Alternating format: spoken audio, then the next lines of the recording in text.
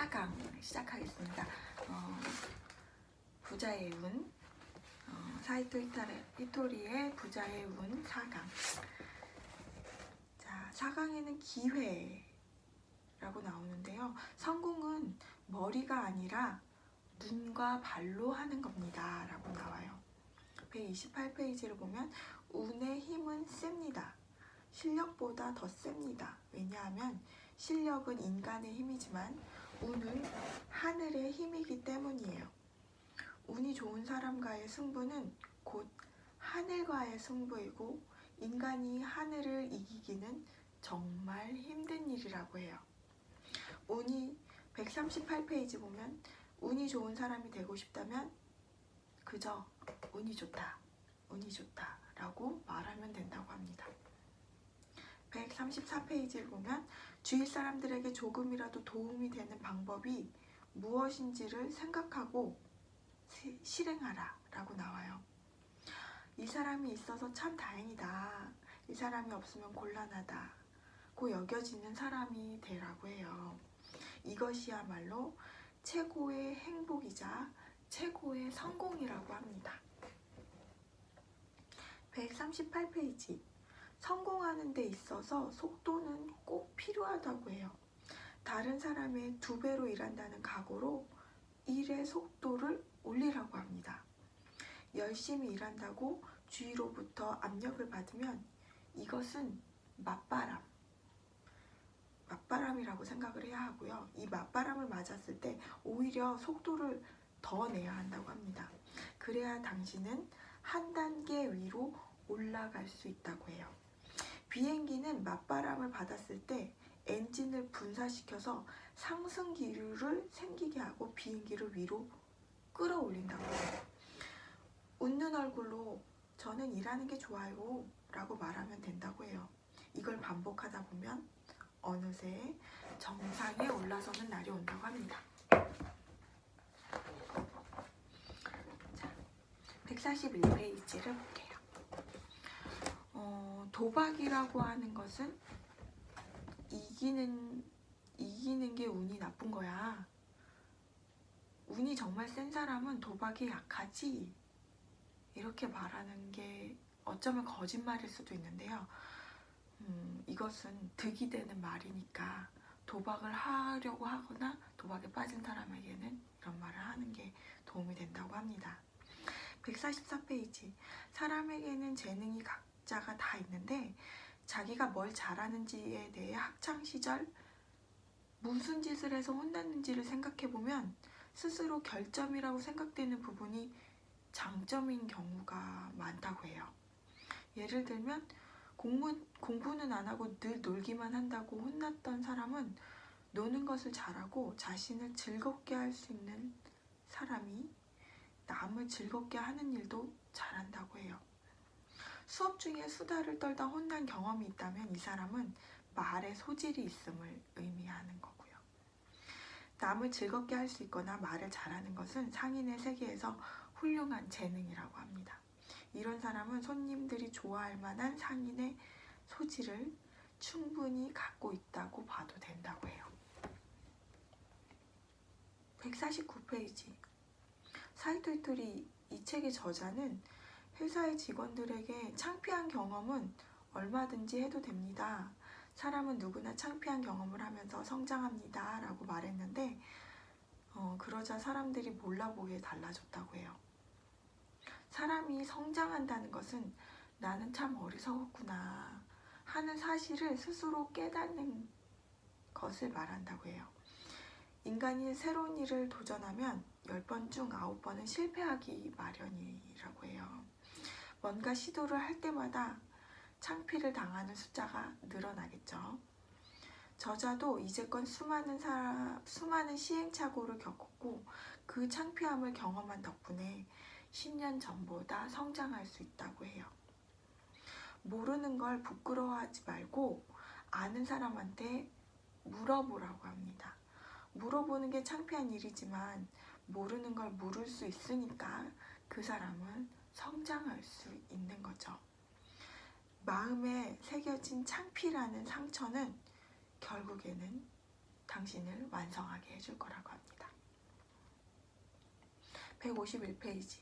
좋은 일과 나쁜 일은 꼭 함께 오니까 나쁜 일이 일어났을 때에는 그 시련을 얼마나 나쁜 일을 잘 피할 수 있는지를 시험하는 게임이라고 여기라고 합니다.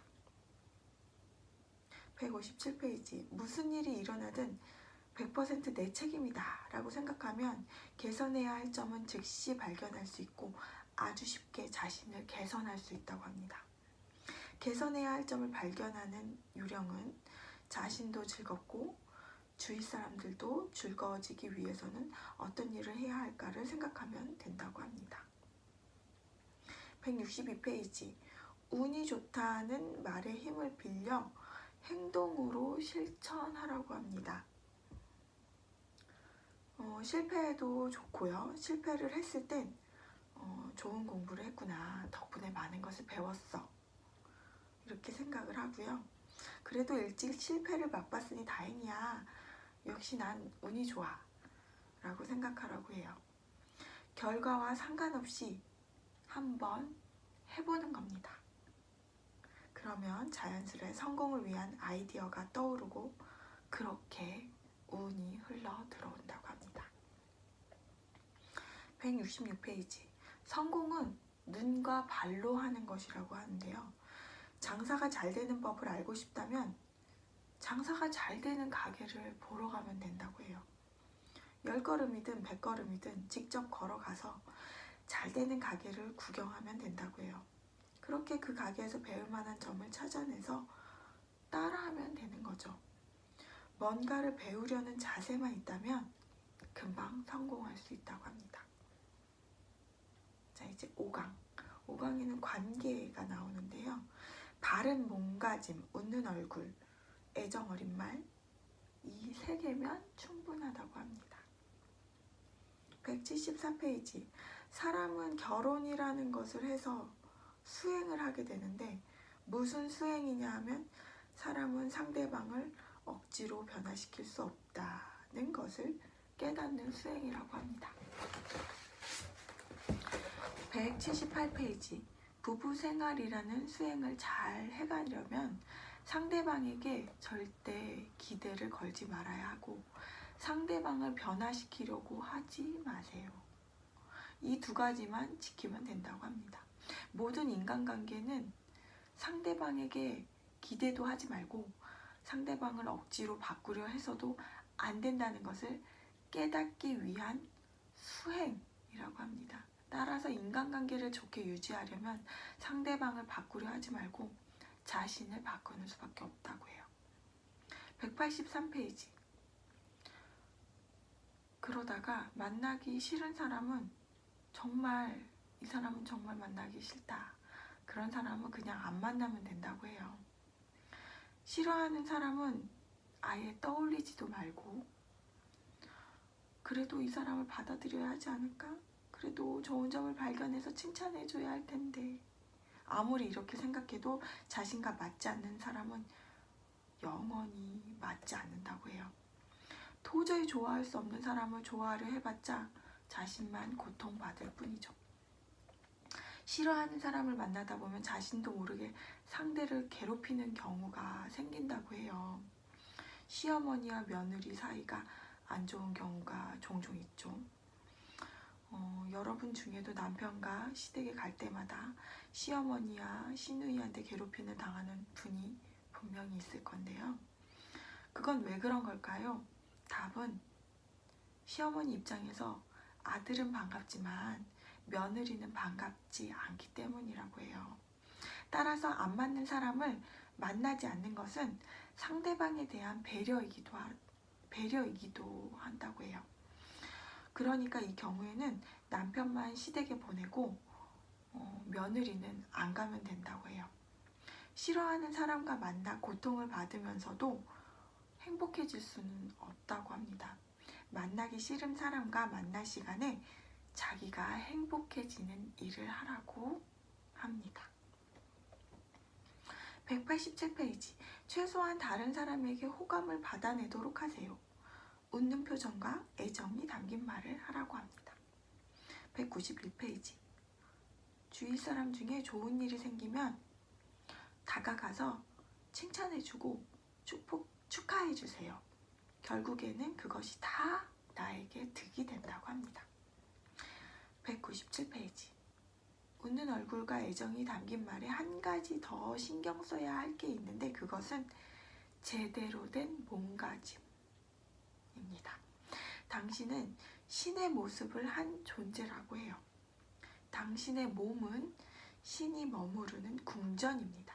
그러니까 당신의 얼굴을 더럽혀서도 안 되고 신발에 구멍이 뚫려서도 안 됩니다.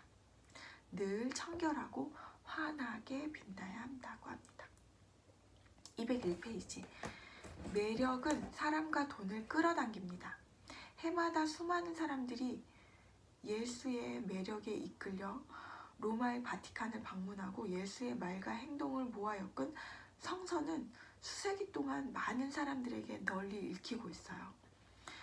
매상에만 신경을 쓰고 손님에게 반드시 이걸 팔아야지 하는 생각으로 장사를 하기보다는 상인이라면 손님으로부터 신이라 여겨질 만큼 신뢰를 얻어야 돈을 벌 수 있다고 해요. 아무 생각 없이 손님은 신이다 라고 생각했다가는 큰 코 다칠 수 있으니까 주의하라고 나오고요. 204페이지.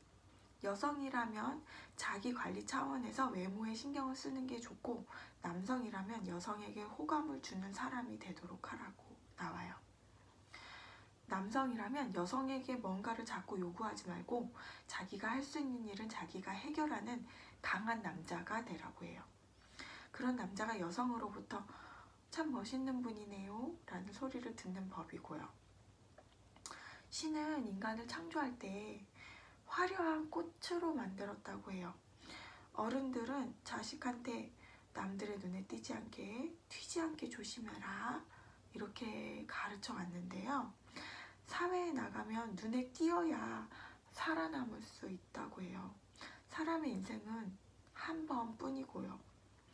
자기 자신을 더욱더 멋있는 모습으로 가꿔보세요. 꽃으로서 당당하게 살아가는 겁니다. 209페이지. 상대의 약점을 감싸줄 때 인간의 가치가 빛난다고 하는데요. 상대의 약점을 들춰내서 험담할 게 아니라 나는 저 사람의 이런 부분을 보완해 줄 수 있겠구나 하고 여기면 된다고 해요. 이런 식의 좋은 인간관계는 사업과 삶의 모든 면에서 성공할 수 있는 최강의 성공 법칙이라고 생각한다고 합니다. 그리고 215페이지. 세상에서 가장 나를 잘 도와줄 수 있는 사람은 바로 자기 자신이라고 합니다. 그리고 제가 여기서 굉장히 사이토 히토리도 말을 했고 굉장히 도움이 되는 이야기가 있는데요.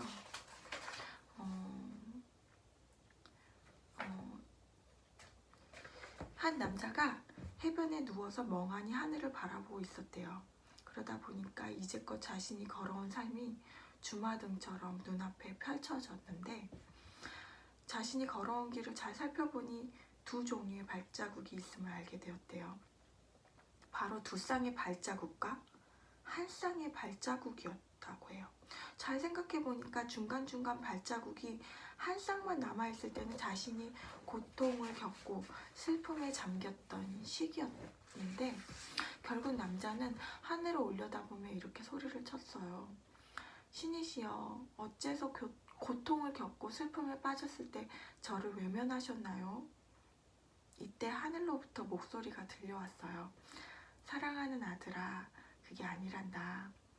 네가 괴롭고 슬플 때마다 난 너를 두 팔로 껴안고 걸었지.